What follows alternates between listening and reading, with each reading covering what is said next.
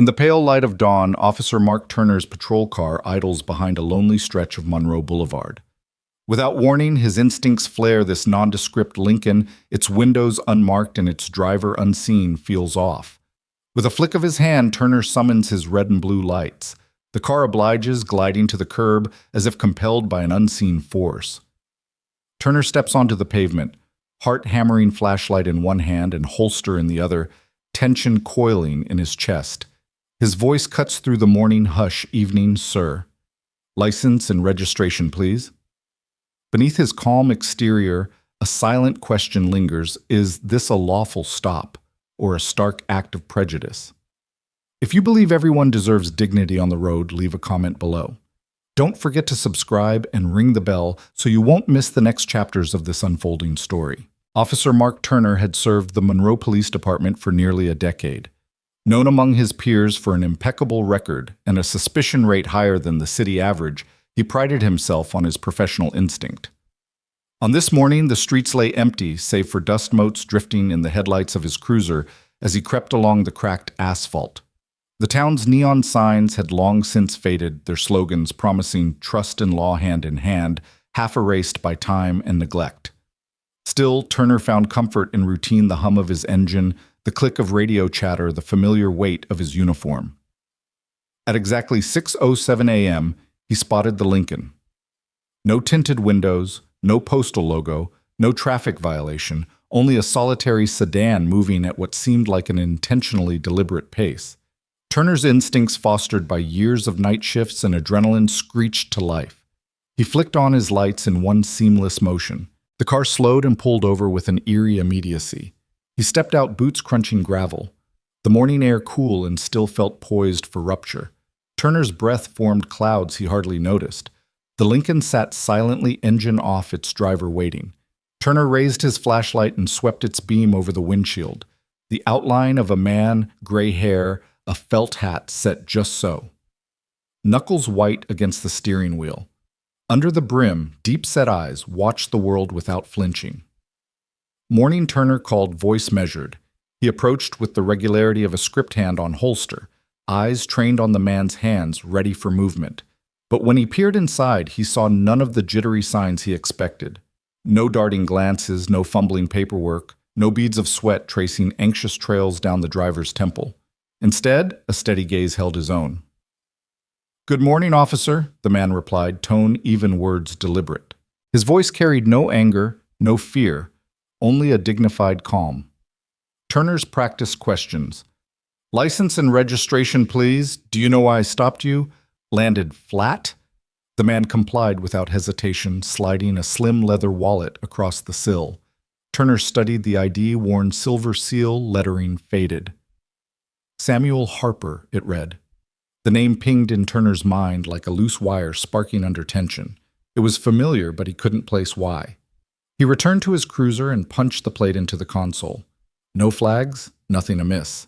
Yet his gut roared wrong. He called dispatch. "Verify the identity on this license," he muttered. The hiss of static and the click of typing filled the cab.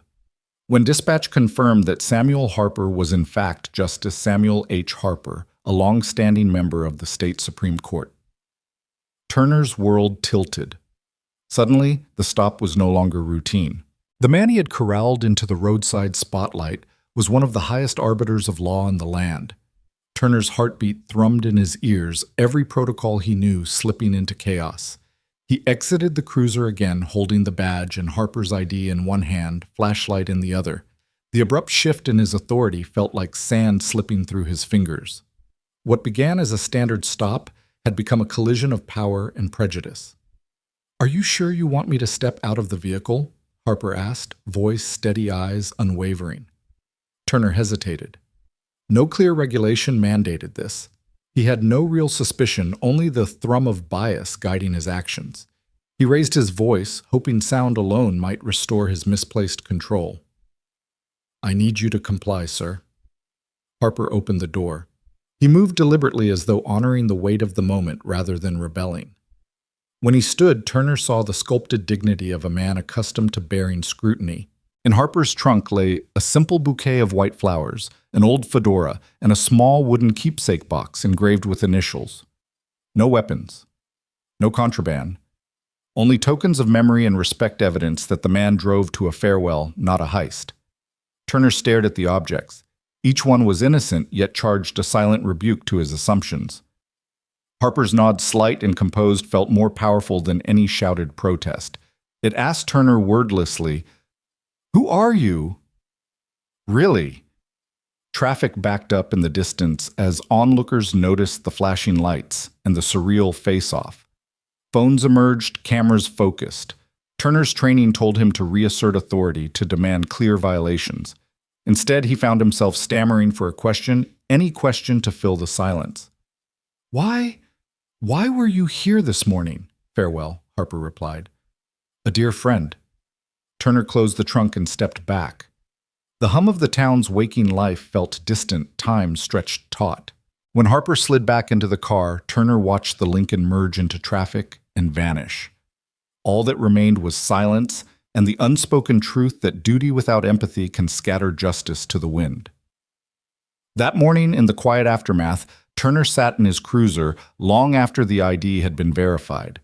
His uniform felt heavy, a garment woven with expectations he hadn't challenged. In public, he was Officer Turner, a guardian of law. But alone on that roadside, he discovered how fragile that role could be when confronted by a presence both simple and sublime. He reached for the radio, his voice caught in his throat. "Dispatch. This is Turner. I need advice on how to proceed." But no guidance could undo the moment's moral clarity. The stop was no longer in his hands. It lived now in every eye that had seen it, and every mind that would soon question it. And so as dawn turned to day, Monroe Boulevard bore silent witness to more than a traffic stop. It bore witness to a reckoning one powered not by statutes or sirens, but by the profound stillness of a man who refused to be misread. In that tension, justice revealed its true measure, whether we see the person before us rather than the prejudice within ourselves. Back in the cruiser, Officer Mark Turner sank into the vinyl seat and closed his eyes for a breath. The morning light poured in around him, but inside the world felt suddenly dim. He tapped the radio switch with fingers that trembled more than he cared to admit. "Unit 42 to dispatch," he said, voice low. "Confirm identity on license Samuel Harper, license number 543120. Static hissed.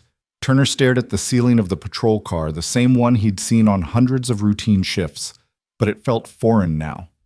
Unit 42 license confirmed dispatch crackled back. Subject is Justice Samuel H. Harper, appointed to the State Supreme Court in 2002. Multiple high-profile rulings, national recognition. Verify flag removed. The voice on the other end was professional, but Turner detected an edge, an unspoken tension that mirrored his own. He swallowed hard, his Adam's apple bobbing like a yanked lever. For years, Turner had prided himself on precision, on the clarity of his instincts. Now that clarity had exploded into shards. He rested his forehead against the steering wheel, closing his eyes and counting silently to 10. The badge above his left chest pocket, the steel circle etched with the words Monroe Police Department, bore down on him like both armor and indictment. What had driven him to pull over a quiet sedan with no hint of danger? He replayed the moment in his head, the slow slide of red and blue lights across the Lincoln's black sheen, the instant compliance, the steady calm of Walter, or rather Samuel Harper. A judge who shaped laws, who read precedent and weighed justice. A man whose decisions had altered lives and policy. And Turner, patrolling the mean streets of Monroe, had treated him like any other suspect. With a stuttered breath, Turner straightened. He flipped off the overhead light, casting the cruiser's interior into half shadow. The static on the radio had gone silent. Dispatch waited. Finally, Turner keyed the mic. "Dispatch Unit 42. I'll handle this from here." He killed the engine and stepped out the morning air, a cool slap against his uniform. His boots crunched on the roadside gravel as he approached the Lincoln. Harper sat hat tipped back slightly, hands folded in his lap. The flowers still lay on the passenger seat, a simple bouquet of white lilies tied in a brown paper wrap. Turner thought not for the first time how innocence could weigh like a weapon in the wrong hands. "Justice Harper," Turner said, raising his voice to a measured register. He held out the ID. When I asked you to step out, it was because I had reasonable suspicion. But in light of your identity, I want to apologize for any distress. We follow procedure, but I may have let my instincts override the facts. Harper tilted his head, gaze soft but unwavering. Officer Turner? He replied, voice calm and resonant. I appreciate the candor. We all rely on instincts sometimes. But I trust you'll understand that not every driver matching an unspoken profile poses a threat. Turner nodded, though the words felt like nails on a chalkboard. Yes, sir. I understand. He glanced toward the modest brick buildings that lined Monroe Boulevard, their windows reflecting breakfast diners waking up on the other side of town. Already curious glances swept the scene. Strangers at the curb lights still flashing, the courthouse-bound judge standing at the mercy of a patrolman's call. Turner exhaled, the weight of every eye on him twisting his insides. I need to clear your vehicle, Turner said, voice firmer now. He gestured to the trunk. Standard procedure. I'll be quick. Harper's lips curved into a modest half-smile. Of course. Turner stepped back and popped the trunk. Inside there was only the bouquet, the wooden keepsake box, and the folded hat. He lifted the lid of the box, revealed its contents, a small leather-bound journal, its pages worn as though often consulted, a pressed flower brittle as autumn's last leaf, and a photograph of a younger Harper in judicial robes standing beside a fellow justice who had since passed. Turner closed the trunk gently, like a surgeon handling a patient's broken heart. Harper watched him without judgment. Those are memories, he said. They're mine to carry, not yours to question. Turner shut the trunk with a soft click and leaned against the car's fender, wrestling with the script written by every traffic stop manual he'd ever memorized. In his mind, he heard the dispatch voice, the crackle of data coming back clean. But he also heard the pulse in his own ears, the echo of a name, the name that echoes, resounding in his head. Samuel Harper. 2 words that had the power to redirect legal history in his state. But Turner had addressed them in the same breath as license registration and suspicious vehicle. The realization twisted inside him this was more than a procedural error. It was a reckoning.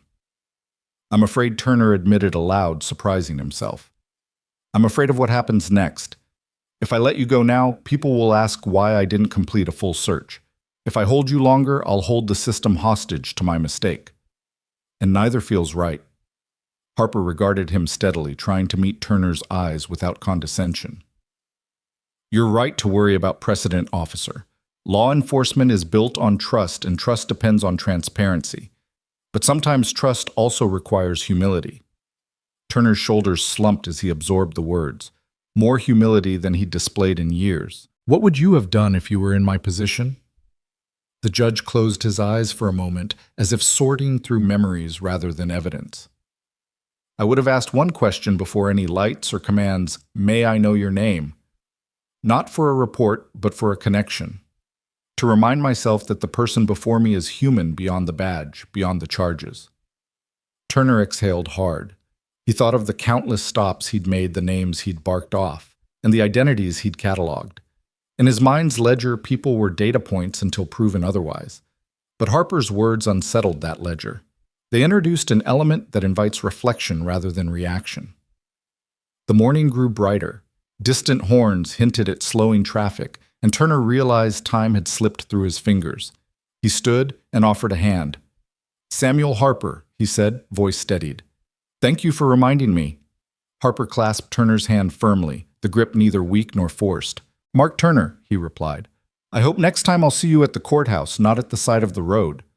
Turner watched as Justice Harper returned to the driver's seat and tucked the keepsake box back into the trunk. The flowers moved slightly as Harper closed and latched it. Then without another word, the Lincoln rolled back onto Monroe Boulevard, melding into traffic as effortlessly as it had departed. Only the echo of its departure lingered, a silent admonition more pointed than any ticket Turner could issue. Left alone, Turner pressed a hand to his chest, uncertain if he pounded his ribs or his heart. The uniform felt heavier seams digging in where once it lay snug and reassuring. He climbed back into the cruiser and sat engine off, taking in the morning symphony. Distant sirens, training for emergencies not yet begun. The low hum of a shopkeeper unlocking a door, the murmur of neighbors gathered on front porches. And beneath it all, Turner could hear his own quiet pulse measured against the enduring beat of justice. He reached for the radio one more time. "Unit 42 to dispatch," he said, voice even but firm. "Cancel remaining calls. I'd like to review my own report first." A pause. Then dispatch's calm reply. "Copy that, Unit 42. Whenever you're ready." Turner killed the engine, rolled down his window, and let the breeze wash over him. It felt less like wind and more like possibility. An open door at the end of a long hallway he'd never noticed. He realized that every patrol, every ticket, and every stop had the potential to echo beyond the moment, like ripples in a pond reaching shores unseen. Tucking the radio mic back on its clip, Turner looked ahead down the road the Lincoln had taken. He envisioned commencement speeches at law school graduations citing Harper's words, a reminder that justice begins with empathy. He pictured his own reflection in a courtroom gallery, a badge, and a conscience upon his chest. And he made a silent vow the next time he turned on his lights. He would first ask a name, then carry that name in mind as he wielded his authority. As he sat and watched Monroe Boulevard awaken around him, a single thought crystallized in Turner's mind. The name that echoes was not just a label on an ID. It was a prompt to remember every person's story, every hidden dignity, and every unspoken plea for fairness. And from this day forward, Turner knew he would carry that echo in every shift, every stop, and every heart he encountered in blue. The sun climbed higher, and Turner finally started the engine. He signaled left, merged into traffic, and drove on, changed, unsettled but resolute. The world had shifted under him, and in the space between one heartbeat and the next, he had learned that justice is not a set of rules to enforce, but a conversation to carry forward one name at a time. Officer Mark Turner's hand hovered over the trunk latch, uncertainty twisting his gut more tightly than any handcuffs ever could. He exhaled slowly and pressed the release, half expecting something to spring out an illicit package, a hidden weapon, any justification for the stop that would allow him to reassert control. Instead, the trunk yawned open to reveal only 3 items: a bouquet of immaculate white lilies wrapped in coarse brown paper, a gray felt fedora folded carefully at the brim, and a small, unadorned wooden keepsake box engraved with a single name, Samuel H. Harper. For a moment, the world stilled. Turner felt the quiet press against his ears like water, as though the entire town had exhaled, waiting for him to act. But all those years of training offered no direction in the face of such disarming simplicity. Harper remained seated behind the wheel, his hands folded on his lap, his gaze steady as the dawn light caught the silver in his hair. He did not speak. He did not flinch. It was a silence so charged that Turner could almost hear the pulse in the metal trunk hinge creak as the lid opened. He realized in that suspended heartbeat that Harper's silence was no passive compliance. Instead, it was a confrontation more powerful than any shouted protest. It said without words, "I will not shrink to fit your suspicion." Turner's flashlight beam flickered across the lily's petals, each one pristine, unblemished, as if even a single petal would betray the lie his instincts had concocted. He shone it on the fedora, its brim crushed, just enough to show age and careful use, a relic from Harper's days, as a young attorney chasing justice through dank courthouse corridors. And last, the wooden box. Turner leaned in out of habit more than curiosity to inspect the contents. Inside lay a faded photograph, a younger Harper in judicial robes standing beside a colleague whose kindly face held the weight of decades on the bench. Beneath it, pressed between the box's 2 halves, was a single brittle flower petal yellowed with age, its form held like a secret between memory and time. Turner's throat tightened. He closed the trunk gently, as though recognizing that those tokens were sacred. He half expected Harper to offer an explanation, an account of grief or celebration or ritual. Instead, the judge simply nodded once, a slow, deliberate motion that felt like a gavel falling. That nod held no admission of guilt, no plea for release. It was simply the final frame of a scene in which Turner found himself powerless, the culmination of a tableau that depended on nothing more than Mr. Harper's unwillingness to be reduced to a stereotype. The world snapped back into motion. Turner rose to his full-height uniform, crisp but oddly ill-fitting now, as if it had grown overnight to accommodate a burden he'd never before acknowledged. He swallowed against the lump in his throat and looked at Harper through the open trunk, suddenly aware of the distance between them. A patrol car door, a roadway, a gulf of assumptions and institutional power that felt too vast to bridge with words. Just as Harper Turner finally managed voice, stripped of its usual authority, rough around the edges like an unsteady engine. The law says I have the right to inspect the trunk when there's reasonable suspicion, and He paused, struggling to reel back control. I don't have that now. He waved a hesitant hand at the closed trunk. I'm going to let you go. Harper inclined his head. He did not smile. He did not lecture. He simply exhaled a quiet release that seemed to carry Turner's confession back to him magnified. Turner stepped aside, giving Harper room to close the trunk. The lid fell shut with a muted click, sealing the judge's memories inside once more. Harper reached across to latch it, his movement, unhurried, precise, the kind of grace born from decades of courtroom deliberations and solemn oaths. Turner heard the metal catch, then the trunk's gas strut hissed as it retracted. He felt a flicker of triumph stir in his chest, quickly snuffed by the reality that nothing had been won. No evidence had been found, no guilt had been proven. And in that emptiness, Turner felt his own authority slip away, leaving behind only questions he had no roadmap to answer. Harper closed his eyes, briefly gathering himself before releasing the seatbelt with the same deliberate care he had shown the trunk's contents. He opened the door, stepping out onto the roadside gravel. The bouquet of lilies remained tucked against his side, the fedora perched in his free hand like a silent emblem of dignity. He did not glance back at Turner. Instead, he fixed his gaze on the distant courthouse steeple, its white columns gleaming in the nascent sun. It was as though he stood at the threshold of a cathedral of law, a silent sentinel, reminding Turner whose realm this truly was. Turner's mouth worked without sound. He tried to form a question, an apology, a request for permission to do right by procedure. All he managed was a barely audible "sir," but Harper turned to him, and that single movement felt profound. No indignation in his bearing, no hint of vindication. Just a measured, almost tender regard, as though acknowledging a fellow human's struggle to reconcile duty and doubt. Then Harper made a small gesture, a nod of acknowledgement, not of submission, but of recognition. He was saying, "You have seen what you needed to see. You must decide what comes next." And then with that nod, Harper stepped back into his sedan. The door closed softly, and Turner heard the click echo like a verdict. Turner watched the flowers shift in the seat as Harper settled behind the wheel. He started the engine, a gentle growl filling the space between them, and Turner felt the distance widen once more. For a moment, Turner considered reaching for his radio, calling for backup or guidance. He thought of the patrol manual's crisp guidelines, of the chain of command, of the data-driven justification that had given him confidence only minutes before. But the words he heard in his mind weren't written in any policy brief or departmental memo. They were Harper's words, the ones spoken back at the cruiser. "May I know your name?" Not for the report, but for a connection. To remind myself that the person before me is human. Turner opened his mouth, but no words came. Harper glanced toward him as though inviting Turner's reply. But Turner could think of none that would suffice. Instead, he gave Harper a small, uncertain nod, an echo of the judge's own concession, and turned away toward his own patrol car.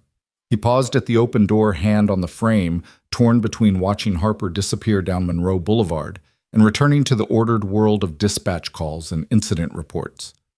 The choice pressed into him like a decision at a crossroads to resume the script or to acknowledge the fracture in its storyline.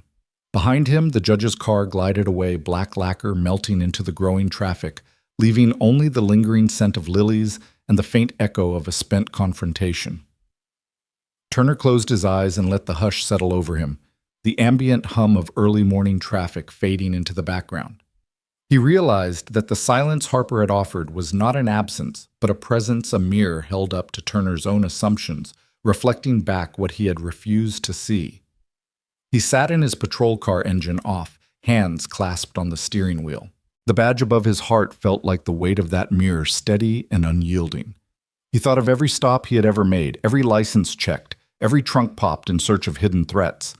And he wondered how many times he had stood on the edge of a similar confrontation without realizing it, how many citizens he had reduced to data points rather than acknowledging the full breadth of their personhood. Turner reached up and unclipped his radio. He traced the letters on the side Monroe Police Department, letting his finger linger on each syllable. He thought of writing his report. Routine traffic stop subject identified as Justice Samuel Harper. No contraband found, no further action taken. But the words felt hollow beneath his pen. Harper's silence had spoken more truth than any form ever could. It was a verdict rendered without papers, a rebuke rendered without accusation. Finally, Turner spoke into the emptiness of the cruiser, voice low but firm. Unit 42 to dispatch. I'm going to hold off completing the standard write-up. Request permission to review procedures and perhaps arrange a debrief. He paused, waiting for the response he knew would come. Then he added, I'd like to discuss a change in protocol, one that starts with asking a name. He heard the dispatcher's crackle of acknowledgement, but Turner stayed silent, listening instead for the echo of Harper's nod, for the soft presence of confrontation that lingered in the air. The sun climbed higher, and Turner let its warmth seep through the glass, a small promise that even in the aftermath of doubt, there was room for transformation. And in that dawning light, Officer Mark Turner understood that some stops were never about the vehicles, but about the hearts behind the wheels, a lesson learned not through force or command, but through a shared moment of silence, so profound it could break open the script of prejudice and allow something new to write itself in its place. The first time Officer Mark Turner saw himself in that viral clip, he was cradling a half-drunk cup of coffee in his kitchen, the morning sun cutting through the blinds at a harsh angle. He'd turned on the news out of habit, usually for weather or traffic, but what filled the screen was footage he never intended to be broadcast. There he stood beside his patrol car, posture rigid, mouth half open as if mid-sentence, while Justice Samuel Harper, calm and composed, closed his trunk and met Turner's uncertain gaze. The image froze on Turner's face, eyes flicking with confusion, lower lip pressed toward the ceiling, uniform crisp but suddenly ill-fitting, as though the badge weighed too heavily on his chest. Within hours, the clip exploded across social media. A college student in Atlanta posted it to Twitter with the caption, "When authority forgets humanity," and it racked up thousands of retweets before Turner even woke up. A veteran in Phoenix shared it on Facebook, writing, "I salute the judge's dignity and feel ashamed at what we've come to expect from cops." A nurse in Chicago reposted it with a simple plea, "Remember the oath to serve all people." By midday, local news anchors were analyzing the exchange not as an isolated misstep, but as a symptom of deeper distrust. The Monroe Gazette ran the clip in its online evening bulletin under the headline, "Traffic Stop Sparks Outcry. Supreme Court Justice Stopped for No Reason." National outlets picked it up too, layering interviews with legal scholars onto the footage of Turner reflexively reaching for his radio after closing that trunk. Discussion panels debated the stop's legality, but the real argument playing out in comment threads was moral. Should uniforms be allowed to command unquestioned authority? Turner slouched behind the steering wheel of his cruiser as the dispatcher relayed the latest flood of calls.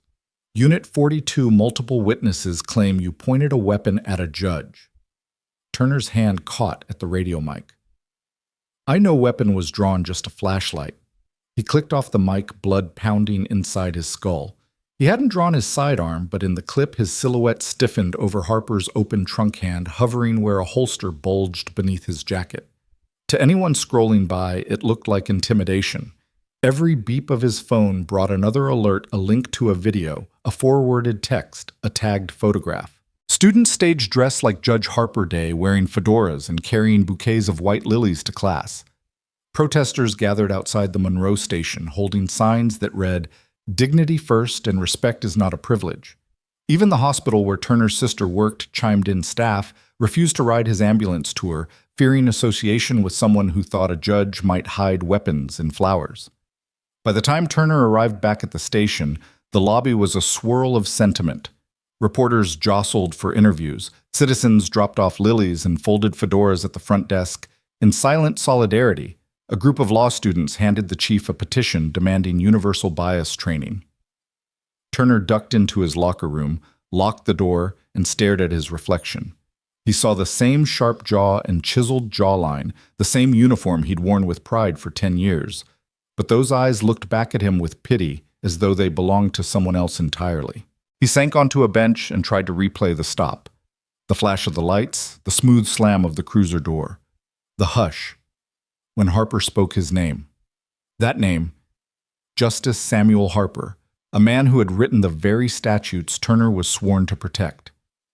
Turner had known the name, who in Monroe hadn't.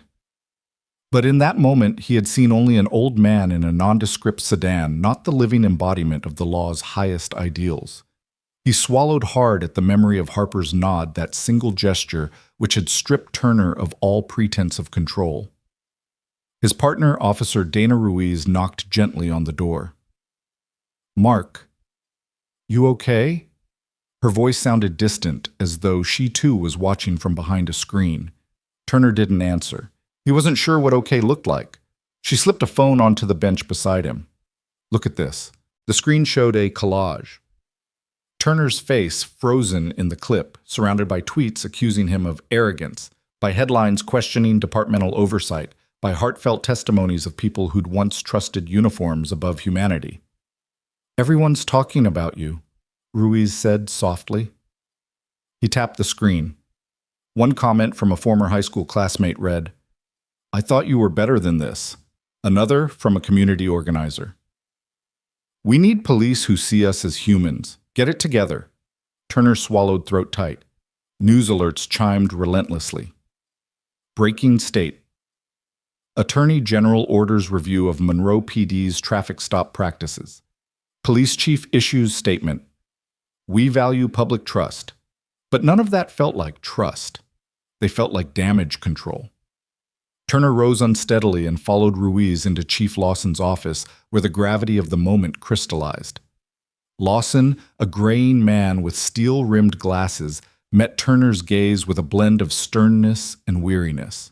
"Mark, you know I stand by my officers," he began, "but this one has consequences." He waved at the screen on his desk, displaying the viral clip. The public sees a man stopped for no reason. They see a cop uncertain reaching instinctively for control. They don't see policy. They see a failure to connect. Turner's mouth went dry. Chief I. Lawson held up a hand. "No excuses. We train for this. You know our de-escalation protocols. You've taught them to recruits." He leaned back, voice gentler now. "You need to help us rebuild the trust you've shaken.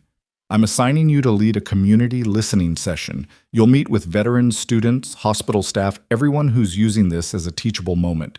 You'll hear them out. No lectures, no justifications. Just listen." Turner felt a tremor run through him.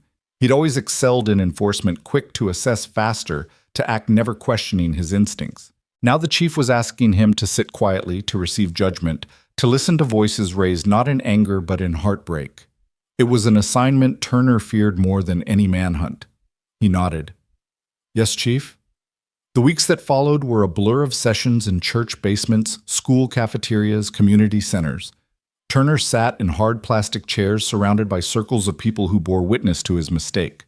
A veteran who'd fought overseas spoke of identifying threats by sight and how in combat that instinct had saved lives. But outside war zones, it killed trust. A college sophomore read a poem about hands trembling at authorities' call. A pediatric nurse spoke of children who flinched at the sight of a uniform. Turner said nothing but scribbled notes in a battered notebook. At first, many eyed him with suspicion. A few crossed their arms and stared him down. But as sessions continued, some began to soften. A teacher handed him a drawing from her students, a sketch of a police officer and an old man shaking hands beneath a banner reading "Understanding." Turner pressed the drawing to his chest, unable to meet her eyes. And there, in that small gesture, he felt the first stirrings of redemption, the fragile bloom of empathy, where once there had been only suspicion. Meanwhile, the clip continued its afterlife online. New videos appeared. One showed Harper arriving at work the next morning, stepping out of his car with the fedora on his head and the lilies in hand, nodding to passers-by who greeted him with silent respect. Another was a compilation of bystander reactions. "That looks wrong. Why would you stop him?" "I'm ashamed." The tone had shifted. It was no longer just a scandal, but a call to action, a reckoning with assumptions we all carry. Turner found himself guarding his phone, reluctant to check the latest alerts, but he couldn't look away. Each new post was a mirror held to his face, reflecting not just his error, but his resistance to confronting it. He remembered Harper's calm invitation, "If you doubt it, verify," and realized that in refusing to verify, he had failed the very principle of justice he'd sworn to uphold. On a brisk autumn evening, Turner attended a vigil outside the courthouse. Citizens had gathered beneath a newly planted magnolia tree, lighting candles and leaving lilies at its base. A local pastor spoke of justice that begins with humility, and Turner watched the soft glow ripple across faces elderly neighbors, young parents, veterans in fatigues. He knelt beside a cluster of candles and laid down a folded fedora, the one he'd picked up from evidence storage after police analysts confirmed it was safe to return. He placed it brim-side down next to a lily, then stepped back into the circle, head bowed. Justice Harper stood across the street watching quietly from the courthouse steps. No flowers in his hand this time, no fedora atop his head. When Turner caught his eye, Harper inclined his head, a gesture not of forgiveness but of acknowledgement, and Turner, heart tight, offered his own nod, a promise to see verify and change. By the time the vigil ended, the clip's echo had rippled beyond Monroe. Other departments announced reviews of traffic stop policies. Police academies added empathy modules to their curricula. News commentators spoke of the Harper moment, the instant when a single act of dignity exposed a system's blind spot. Turner's reflection on screen had become more than personal reckoning. It had sparked a national conversation about how we see one another. Back in his cruiser that night, Turner closed his eyes and exhaled. The station radio crackled with dispatch calls, routine thefts, domestic disputes, but none of it sounded urgent now. He let the engine idle and pulled out his notebook, flipping to a fresh page. At the top he wrote, "How do I see the person before me? And then what assumptions must I set aside?"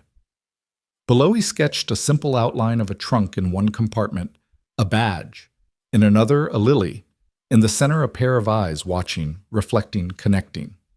He closed the notebook, placed it on the dash, and reached for his radio. "Unit 42 to dispatch," he said, voice steady. "Clear to code 4. I'm going to hold here a moment."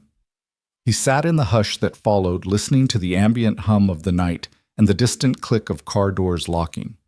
Turner realized that the viral aftershock wasn't ending. It was just beginning. And for the first time, he felt ready to ride its wave, not as a defender of his old instincts, but as a witness to something much larger, the power of a single moment of silence to shatter assumptions and demand true reckoning. The morning sunlight slanted through the blinds of Monroe Police Department's command center, illuminating rows of desks that had become battlegrounds of data and doubt. Lieutenant Karen Jacobs stood at the head of a long conference table, her gaze steady as she surveyed the dozen faces before her officers. Policy advisors, data analysts, and a representative from the State Attorney General's office. The hush in the room was charged as if every file, every statistic, and every quiet admission rippling through internal emails had summoned them here to answer for more than just one officer's misstep. It was an institutional reckoning, and the stakes were nothing less than the department's credibility.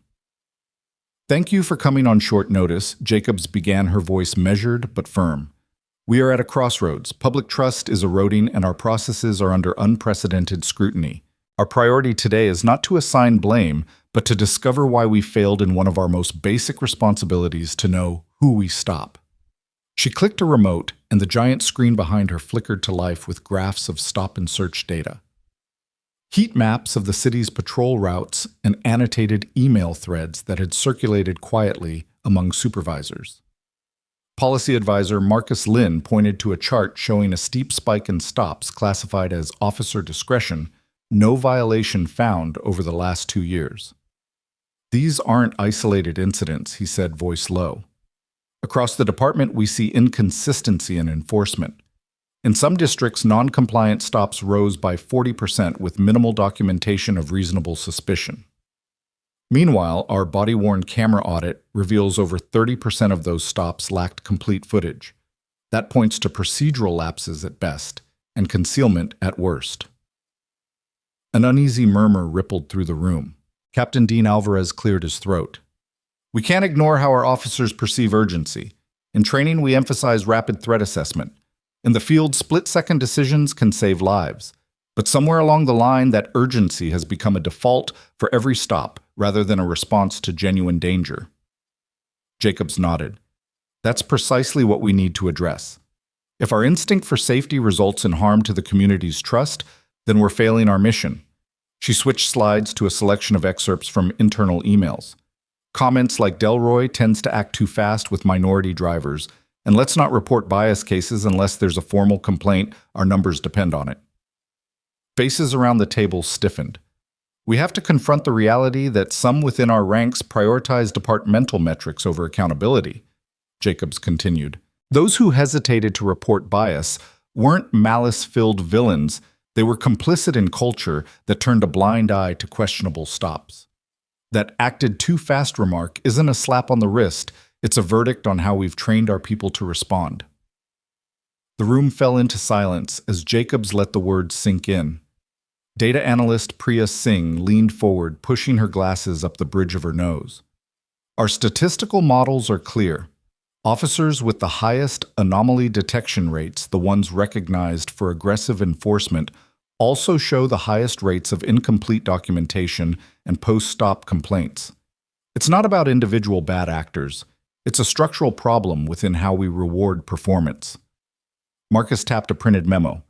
The question posed in a recent advisory, "If you didn't know, why didn't you try to know?" captures the core of our blind spot. We've placed officers in positions where suspicion becomes a self-fulfilling prophecy rather than an evidence-based assessment. Lieutenant Jacobs flipped to a new slide excerpts from the State Supreme Court's Civil Rights Reform Act, co-authored by Judge Samuel Harper. The language was precise, insisting that every person encountered by law enforcement be treated with presumptive dignity and that officers bear responsibility not only for compliance with procedure, but for the ethical dimension of their judgments. She let the contrast speak for itself, lofty legislative ideals versus thousands of hasty traffic stop reports. Judge Harper's words have come back to haunt us, Jacobs said quietly. We once respected those statutes above all. Now we must reckon with how far we've strayed from them. The Attorney General's liaison, Deputy General Robert Finley, cleared his throat. From a legal standpoint, the department faces civil liability. But beyond that, there's an imperative to restore public confidence. The community is watching not only how you address this inquiry, but whether you implement meaningful change. Token gestures won't suffice. He leaned back in his chair. I recommend an independent oversight panel with community representatives to review enforcement guidelines and training curricula.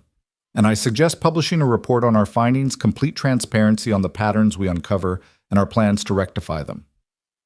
A murmur of assent swept the room. Jacobs nodded. Agreed. We'll convene the panel within 2 weeks.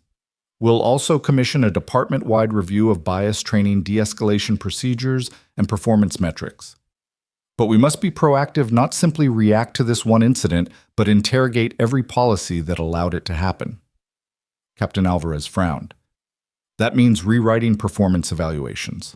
It means redefining what decisiveness looks like. And yes, it means accepting that some officers, myself included, may not be suited to this new framework. Silence hung heavy. Jacobs offered a small, resolute smile. Admitting that is the first step toward genuine reform. We cannot preserve public trust without personal accountability. We'll need open forums with our patrol officers, listen to their concerns, explain the need for change, and bring them along in this transition. Marcus glanced at his watch. We should also address data collection. If body-worn cameras are turning off during critical moments, we must enforce stricter compliance, automated notifications, random audits, and clear repercussions for violations. Priya added, and we need a better system for officers to log contextual information. Why they stopped a vehicle, what instincts or observations justified it. That narrative can't be reduced to checkbox fields. Human judgment requires human documentation. Lieutenant Jacobs paused, taking in the weight of the commitments forming on the screen. She turned to Alvarez. Dean, you'll lead the retraining task force. Marcus and Priya, you'll head the data integrity initiative. Finley, your office will coordinate the independent review panel. I will oversee officer forums and community engagement. We move forward in unison.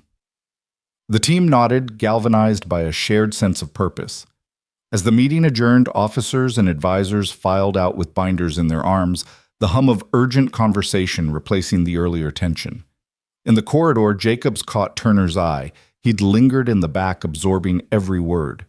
She gave him a brief encouraging nod before stepping into her office to draft the public statement she'd deliver later that day. Outside the station, news vans lined the curb. Camera operators arranged tripods and reporters prepared their sound bites. Jacobs walked to the media bay and took the microphone. In her public address, she acknowledged the viral clip honored Judge Harper's dignity and promised a comprehensive review of our policies, full transparency with our findings, and a commitment to ensuring every citizen is seen, heard, and respected.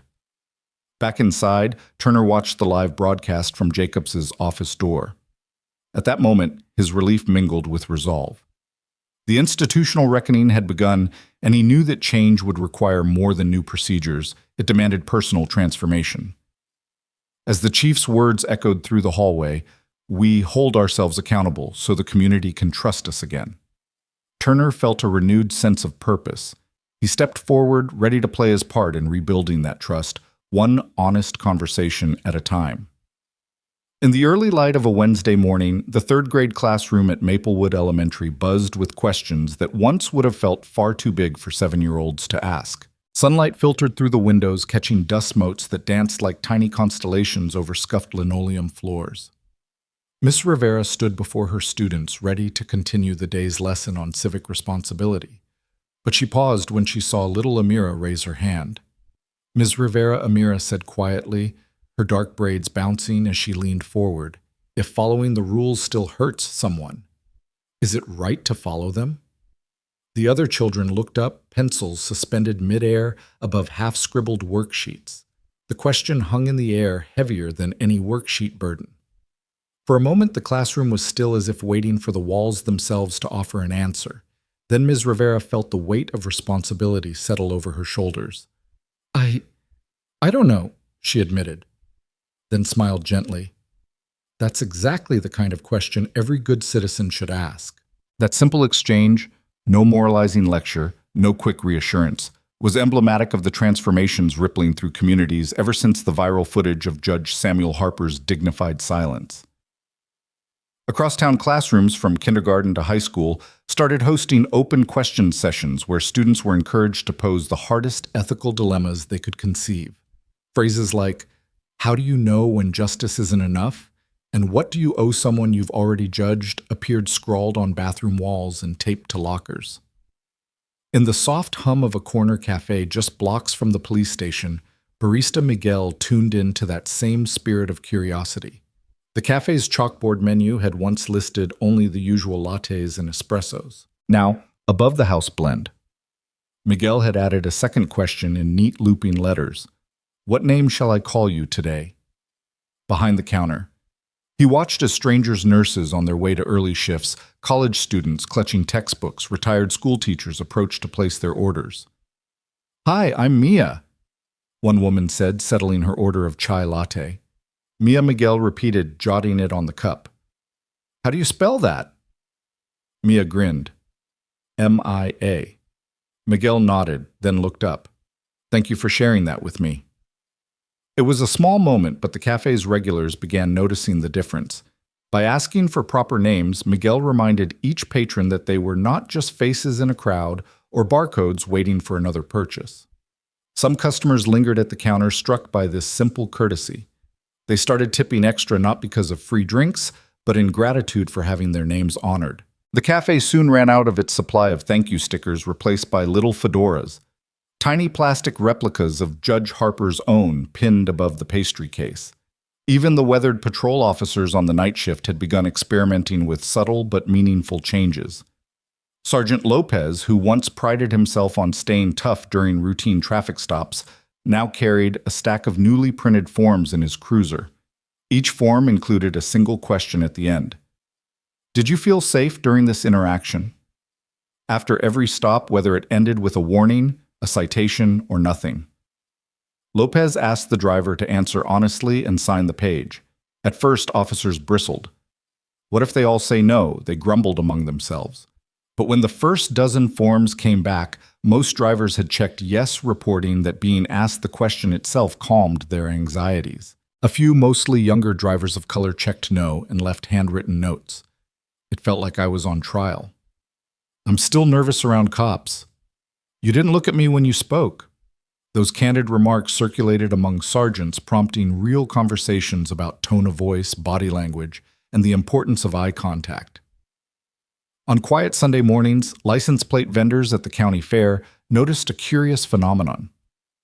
Tiny 3D printed fedoras began appearing pinned to custom plates. No one could trace the origin of the trend. It seemed to sprout spontaneously, like stickers on lampposts. Drivers of sedans, pickup trucks, and even official-looking SUVs carried these silent symbols of solidarity with Judge Harper's unspoken stand. Some plates bore only the fedora. Others added the words "See me" in neat block letters. At the state legislature, a grassroots civics initiative quietly adopted the Harper traffic stop as its central case study. Instead of traditional lectures on government structure, classrooms in 3 counties began showing the bystander footage of Turner's faltering Harper's stillness and the waves of public reflection that followed. Teachers guided students through the narrative not to point fingers, but to spark debates. What would you do in Officer Turner's place? How can laws account for dignity as well as compliance? Students argued passionately, flipping through mock statute books and drafting their own proposals for law enforcement training modules. These curricular changes didn't happen by mandate, but by word of mouth among educators who recognized a teachable moment and seized it. Social media groups for history and social studies teachers buzzed with shared resources lesson plans titled Silence as Civic Speech discussion guides labeled Empathy and Enforcement, and collections of student-generated questions so poignant they were printed and mailed to the governor's office. Even within homeowners associations, where debates typically centered on lawn height or mailbox design, members found themselves repurposing meeting agendas, rather than dive straight into monthly business. Chairpersons began opening gatherings with a brief invitation. Before we proceed, let's each answer, how can we ensure every resident feels seen and respected in this community? Neighbors who once dismissed HOA meetings as tedious chores stayed afterward, swapping stories about times they felt overlooked. Elderly couples unable to shovel driveways in winter. New immigrants struggling to understand local bylaws. Young families too busy to attend social events. Out of those conversations, small acts emerged: a volunteer snow shoveling squad, translated community newsletters, block parties designed for toddlers and grandparents alike. In Minneapolis, whose police reforms had long been in the spotlight, a precinct lieutenant named Davis quietly overhauled the paperwork process for use of force reviews. Instead of checking boxes under justified or unjustified officers, now wrote brief narratives reflecting on emotional tone. Did I consider alternatives? Did my tone escalate or de-escalate the situation? What might I have missed? Those narratives were paired with mandatory peer reviews where colleagues offered constructive feedback on language and attitude, not only on tactical decisions. At a farmer's market in Des Moines, a local baker named Harriet noticed a pattern when she greeted customers with a friendly, "Hello." They sometimes responded in kind, but often seemed distracted, anxious, or in a hurry to move on. Inspired by Judge Harper's example, she started including a small card with each loaf of sourdough. "You deserve to be treated kindly today. Your presence matters." She tucked each card into the paper bag so it peeked out when handed over. Word spread, and soon she began receiving postcards from strangers, notes of gratitude, stories of small acts of civility, drawings of the tiny fedora. Even in the solemn halls of the state Supreme Court, where robes and bench gavel protocols dominated, a subtle shift unfolded. Chambers once starkly decorated with portraits of past justices now featured a single blank canvas hung prominently in the corridor. Below it, a brass plaque read, "Accountability, a blank slate for every citizen to fill." Visiting lawyers paused before the canvas, running fingers lightly along its texture. Junior clerks, curious, left anonymous post-its with brief reflections: "Justice begins with listening." Dignity cannot be legislated. Silence can speak louder than words. Over weeks, the canvas became a patchwork of ideas later digitized and shared as part of the court's official website, a living testament to Judge Harper's unspoken legacy. This wave of grassroots transformation wasn't orchestrated by any single leader or organization. It grew organically, fueled by citizens weary of performative gestures and eager for authentic connection. At neighborhood block parties, folks passed along stories of classroom debates, cafe conversations, and casual traffic stop forms that asked only, "Did you feel safe?" At community centers, volunteers hosted question nights where neighbors brought the hardest topics. They'd ever considered racial profiling, economic inequality, mental health stigmas, and together brainstormed small steps to address them. Back in Maplewood Elementary, Ms. Rivera closed her civics class by writing Amira's question on the board. If following rules still hurts someone, is it right? She asked her students to copy it into their journals, then posed a follow-up. What would it take for rules to protect everyone equally? The children bent over their notebooks, pencils, scratching paper faces alive with concentration. For barista Miguel, the cafe's "How Shall I Call You" board evolved into a community art project. He invited patrons to decorate paper fedoras with messages of kindness or visions of justice. By month's end, hundreds of fedoras pinned to strings across the cafe formed a cascading canopy of color and hope, each one a tangible reminder that dignity is a shared responsibility. In the precinct, Sergeant Lopez tallied his new safety feedback forms. Over 90% of respondents reported feeling respected, and even the critical comments prompted sincere apologies from officers and realigned training sessions. The forms had become conversation starters, not reprimands, tools for building trust rather than erecting barriers. At state capitol hearings on law enforcement reform, legislators no longer debated abstract statistics in isolation. They began each session with a citizen reflection, a brief story or question submitted by a member of the public. A firefighter recounted a routine wellness check that felt invasive until the officer asked for her preferred name. A city bus driver shared how a simple apology after a misunderstood highway stop restored her faith in the system. Those narratives reframed policy discussions, ensuring that proposed statutes were grounded in lived experience as much as legal theory. The most powerful testament to this grassroots shift came one afternoon at the county fair, where a young boy named Jacob approached a vendor selling license plate fedoras. He held up his own car plate marked "Now" with a plastic fedora and pointed across the aisle to a police officer standing guard near the dunk tank. Before he could think twice, Jacob ran up fedora in hand and offered it to the officer. "Here," Jacob said, eyes steady. "So you know I see you." The officer looked at the fedora, then at the boy, and for a moment neither spoke. Then he gently took the tiny hat and pinned it above his department's emblem. He nodded to Jacob, who beamed. That simple exchange, child to officer, hat to badge, sketched the outline of a new social contract. It spoke of mutual recognition that authority and empathy need not be at odds, and that every person, no matter how small or formal their role, can play a part in rebuilding trust. Across the region, the ripples continued to spread, quiet but persistent.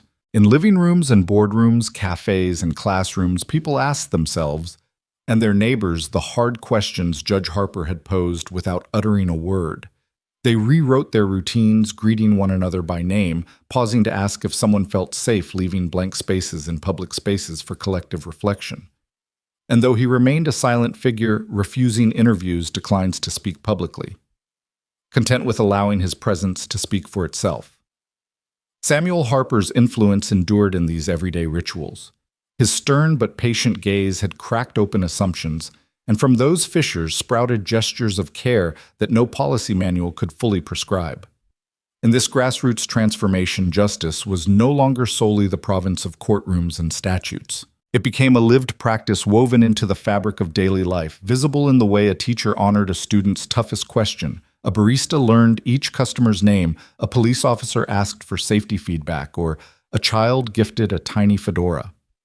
The silent stand of one dignified man had taught an entire community to speak, listen, and act with the simple conviction that every person deserves to be seen, heard, and valued. And in that ongoing, unfolding practice, the seeds of real change took root, promising a future where empathy and justice walk hand in hand. The auditorium lights dim as late afternoon slides into evening, the warm amber glow settling over rows of empty seats. Only a few remain latecomers who, like Judge Samuel Harper, move through hushed aisles with quiet purpose rather than parade onto center stage. At the back of the room, beneath a single spotlight meant for the podium, Harper slips into his chair. He carries no entourage, no press packet, no prepared remarks.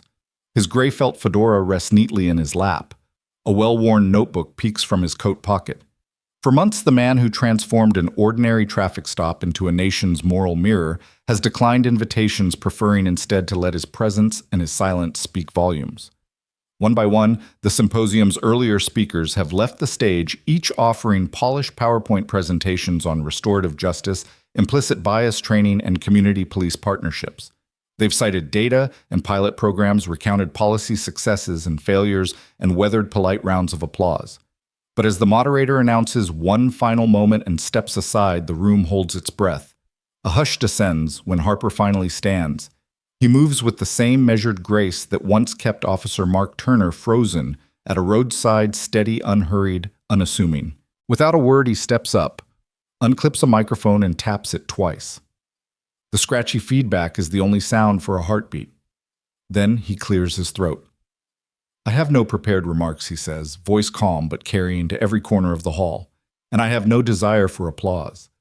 He waits as if gauging whether anyone might begin to cheer, but there is only silence, a deep charged silence that feels less like an absence of sound and more like a presence demanding attention.